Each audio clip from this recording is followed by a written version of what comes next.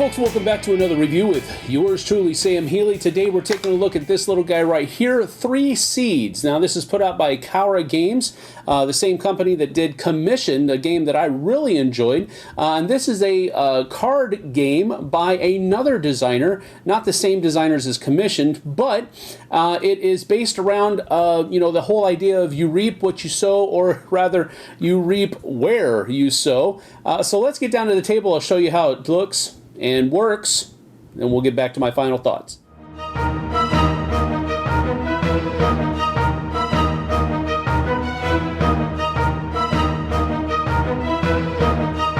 In a game of 3 Seeds, the goal of the game is to have the most points at the end of the game, and the way that you get points is by cultivating and scoring your harvests throughout the course of the game. Now, you can harvest in your crop or in somebody else's crop. It really doesn't matter. You always gain points whenever a crop scores if some of your seed cards are in that crop.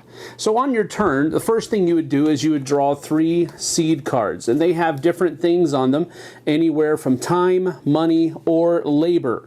And these are the 3 different types of things here. If you look at the crop card, the number in that side, for example, this requires 1 seed of time, this requires 2 seeds of money, and this requires 2 seeds of labor.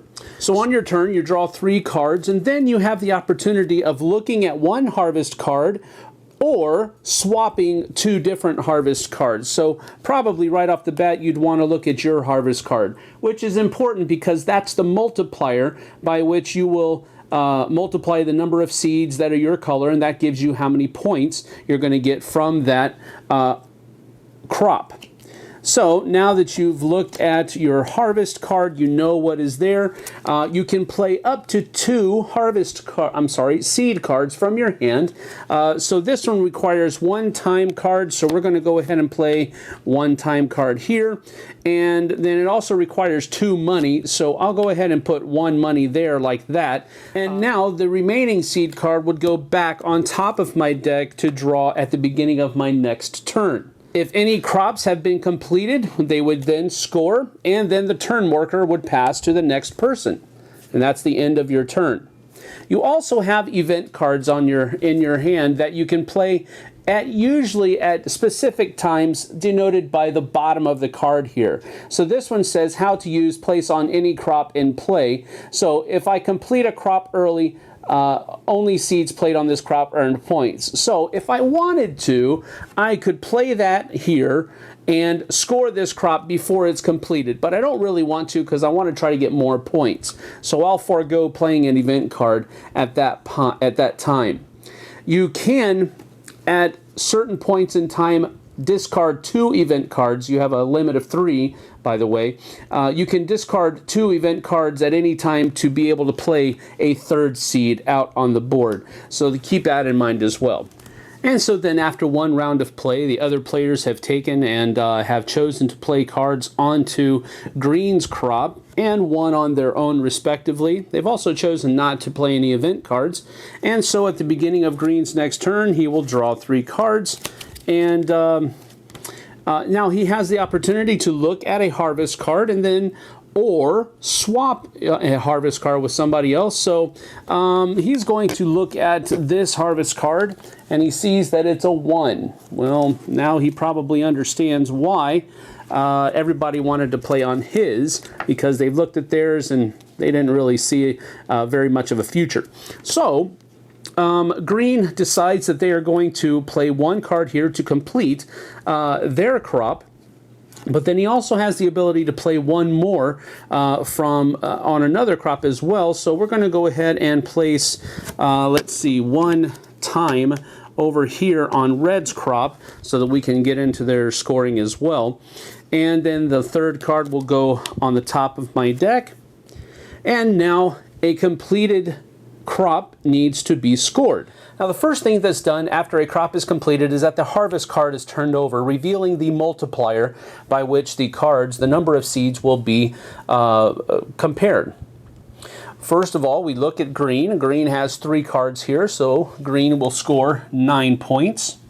And then both Red and Yellow will score 3 points.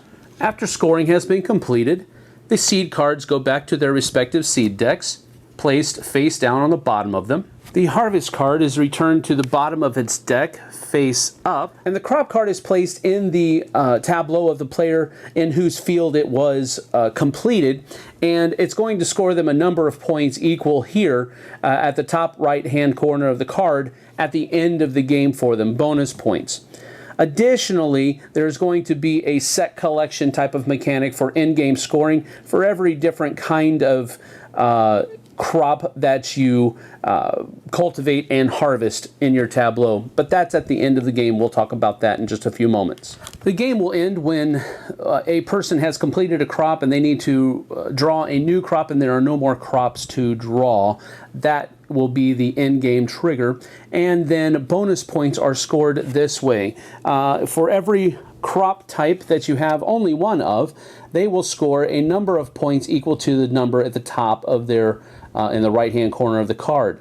But if you've got multiple copies of the same kind of crop, these two will be added together and then multiplied by the number of crops that you have. So for example, these two speed crops will gain you 5 times 2, 10 points, plus 2, 1. So this would gain a bonus scoring at the end of the game of 13 points for the green player.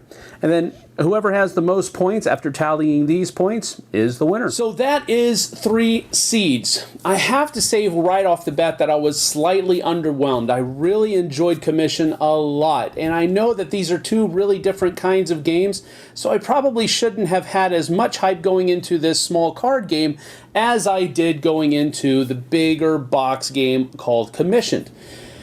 But I am only human, and I still had that pump, that hope that Chara Games had still a fresh look. And I think that while this is a somewhat fresh look at a card game, I don't think it works very well. It's just a little clunky, and it's a little too strange, I guess you could say. The whole idea is that sometimes you don't want to play in other people's fields because you don't want them to score all of those points that they're about to get. At the same time, you can't play in your field. So there's a little bit of I guess, dissension making, a little bit of tension that's there, but that's what I would consider bad tension because I'm essentially forced to help somebody else beat me. And you don't really want to do that in a game. At least that's how it felt as we were playing the game. I think there is a little bit of, I mean, it's very simple. It's very easy to grasp. It's not difficult at all. But at the same time, there were some strange rules. For example, I have to place my remaining seeds, if I have any left, back on top of my deck instead of just keeping it in my hand and drawing back up to 3 at the beginning of my next turn. That's strange. I don't know why they worded it that way, but they did. So I had to comment on it. It just didn't really make sense. Another kind of quirky rule, doesn't really impact gameplay very much, but you place, instead of just making a discard pile for all of the different cards that you're discarding after a crop is scored, you're placing them face up on the bottom. And I guess that's to... I guess it could have a couple of different things. One, it might be because you're trying to keep a memory aspect to what crops, or rather what harvest multipliers have been scored, or maybe it's just more simple. They're just trying to save place and not having another place to put a discard pile for the harvest cards and for the event cards and so forth and so on. I don't know. It just really kind of quirky rules that just didn't make a whole lot of sense while we were playing them. Now, we stuck to them just so that we could get the feel of the game and so forth, but they just didn't make sense to us who were playing the game. So my final thoughts on 3 Seeds is quite simply this. I don't think it's worthy of purchase if you already have a number of other different card games that will basically do the same thing. I mean, for example, if I wanted to play a game that was similar to this, like where you are placing cards from your hand at different sites throughout the board, and then you're waiting until those sites get up to a certain level or a certain number of cards on them, and then I'm scoring those, I could play Smash Up. And I now I know that 3 Seeds has that in scoring mechanic where the number of crops that you're getting and the kinds of crops that you're getting, they're going to give you bonus points at the end of the game. That's not really there in Smash Up, but it still has the general flow of the game is still the same, and I enjoy Smash Up so much better. So I guess what Three Seeds is trying to do. I just don't think it was a very good implementation of it, and I really hate saying that simply because I know it's a small company, and this is probably a first design from somebody, so I don't want to bash them too much. I just simply did not find myself enjoying this game as I wanted to enjoy it. So those are my final thoughts about Three Seeds. Again, as I always say, try before you buy. You could like this game and just be completely opposite from me. It's not that I didn't like the game, but at the same time, I did not have fun. So I guess you could say that I don't like it, but the thing is this, I think it's a decent design, but it's one that I just did not have fun playing. So that's it. We'll see you guys on the flip side.